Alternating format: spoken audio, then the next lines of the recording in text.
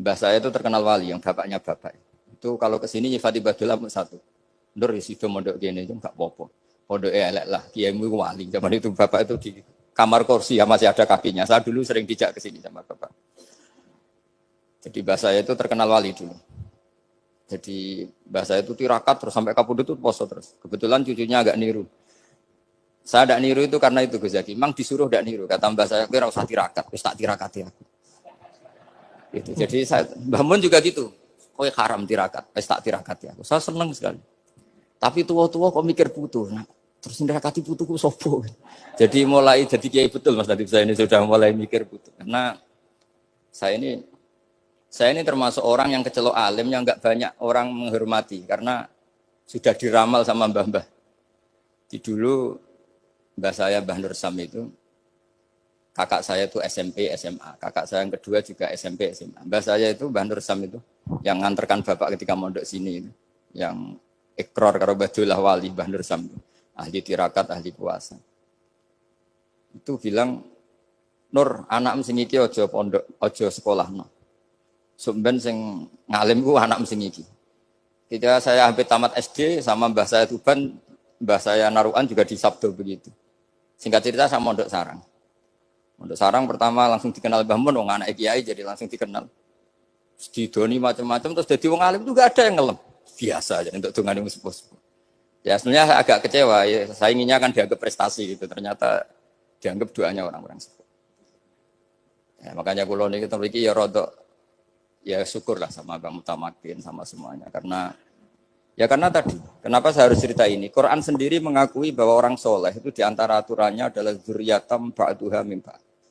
Meskipun Allah bisa bikin orang soleh dari mana saja tapi yang legitimit itu memang dzurriyyatam ba'duha min ba'd. Dan kata dzurriyyah itu tasmalu auladal inas kata Ibnu Hajar al-Asqalani memasukkan turunan yang dari ibu. Meskipun tentu secara wali nikah atau secara disiplin nasab dari ibu itu tidak ngefek. Tapi dari segi fa'innal irqadassas bahwa sistem tubuh kita itu tetap ada gen dari seorang apa? Ibu.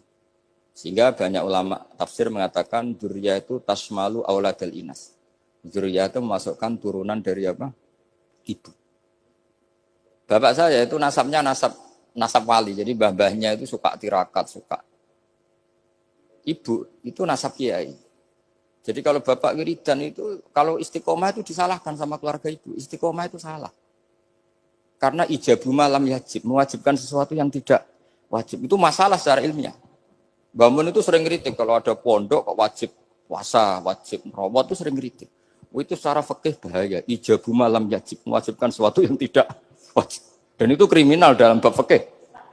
Betul itu sama cari di Sulam Taufik babnya tuh ngeri ijabu malam yajib tuh tidak dihitung minal kabair dicari sendiri itu di bab Sulam Taufik tidak perlu saya sebut itu parah betul malah cara menvonis Abdullah bin Husain bin Thohir itu di Sulam Taufik ijabu malam yajib.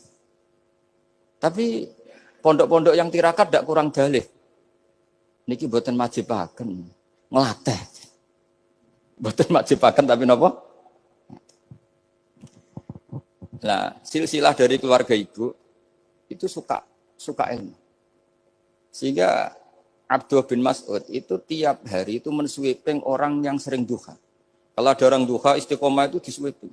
Awas, harus seminggu sekali. Enggak boleh tiap hari. Masa sholat fardu kamu saingi sholat duha? Enggak boleh, fardu tersaingi. Itu Abdullah bin masyhur. Sampean cari di Al-Ghunyah itu. Sayyidah Aisyah kalau ada orang duha tiap hari dimarahin. Dan itu secara konstitusi ilmu benar karena Nabi Qiyamul Lail Ramadan itu hanya 4 hari yang di depan umum. Lainnya itu enggak. Khasyata ayyufrodo alaihim kalau dalam sahih takut dianggap fardu. Akhirnya istiqomah itu masalah di keluarga saya yang dari ibu. Nah kebetulan kita ini suka ada istiqomah akhirnya ya seperti ini. Tapi ini ilmu harus kita bicarakan. Tapi yang istiqomah Bapak itu pengagum Badullah. Bapak itu suka sama istiqomah. Karena punya guru dulu Ki Zubedi istiqomah, Badullah istiqomah. Tapi jangan kira Badullah itu hanya istiqomah. Saya punya sanad banyak. Mungkin Gus Zaki lebih tahu. Sering saya diceritain Bapak. Badullah itu nak ambek wong fase nemen-nemen itu ya rapati cocok. Senajan to majibno fase. Tak takoki iki ngopo. Engko nek ke fase darani wong awam untuk ganjaran. Mergo macane Quran gak fase. Padahal untuk ganjaran mergo seneng Quran. Jadi Terus tak takoki bapak, niku saged damel syariat mboten? Ya ora kena, pokoke ngono. Jadi gue ngekrori. Artinya beliau ndak ingin lah.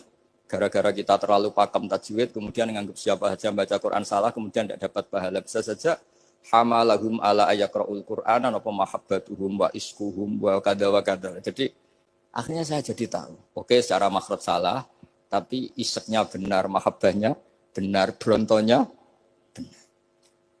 Jadi sebetulnya Abdullah itu punya sekian makalah tentang ilmu. Hikam juga gitu. Nur nak cah santri ngaji ihya itu jauh oleh, tapi nak ngaji hikam mojo. Maksudnya beliau entah kalau setelah itu Abdullah itu melarang siapa saja santri ngaji hikam itu dilarangnya ada kelas tertentu untuk boleh ngaji hikam. Nah, kenapa saya cerita ini? Karena saya masih ingat betul di antara wasiatnya Mbah Mun itu.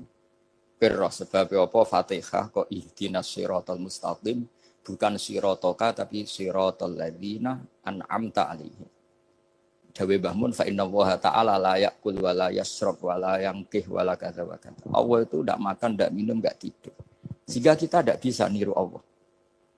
Tapi yang makan tidur itu manusia. Sehingga kalau ingin dekat Allah ya niru siratal ladzina, bukan siratoka. Kita cara tidur niru Kanjeng Nabi, niru ulama, cara makan, cara minum, niru Allah tidak bisa. Makanya bukan ihdinas siratal mustaqim siratoka, tapi siratal ladzina an'amta. Maka dalam beragama itu butuh master, butuh panutan. Ya tentu Mbah Mun oleh ngendikan pakai luwet orang-orang kuno. Cara Mbah Mun pakai cantolan. Maka saya punya makalah banyak dari Bapak, dari Mbah Mun, dari Mbah Zubair, dari sampai saya itu hafal sanad sampai Rasulullah Shallallahu Alaihi Wasallam. Karena yang bisa mengawal ilmu itu sanad. Termasuk saya di sini bawa kitab Ar-Risalah Al-Qusairiyah. Nanti saya baca beberapa panutan kita. Di sini ada Abdul Qasim Al-Junaidi, ada Abu Yazid Al-Bustami, ada banyak ulama yang ditulis Ar-Risalah Al-Qusairiyah. Dan itu yang membentuk Imam Ghazali, kitab Ar-Risalah Al-Qusairiyah. Tapi sekarang kita ini tidak belajar lagi tentang tasawuf. Tasawuf itu Abdul Qasim Al-Junaidi jadi wali itu bukan wiridannya terlalu banyak. Enggak. Beliau pernah bikin satu kalimat yang menjadikan Allah itu ridho. Kalimatnya begini, kalau malam beliau wiridan gini, ya Allah, kenapa engkau ngasih rezeki saya? Padahal engkau tidak butuh saya. Kalimatnya sederhana. Kalau seorang majikan ngasih servis sama karyawannya, memang butuh pekerjaannya. Orang tua ke anak butuh kasih sayangnya. Tapi engkau ini zat yang tidak butuh saya, tidak butuh kita. Ngapain ngasih? Jadi punya sisi betapa Allah itu luar biasa. Wong tidak butuh kok. Ngasih itu kan luar biasa. Jadi karena mensifati seperti itu Allah itu ridho. Itu luar biasa. Normalnya orang memberi itu kan, apalagi orang memberi kiai itu kacau sekali. 1.000 jaluk swarga. Salam template 1 juta wae jaluk apa? Swarga itu parah lagi. Nanti kalau enggak masuk surga diundat-undat. Itu ngeri lagi itu. 1 juta minta apa? Surga. Subhanallah walhamdulillah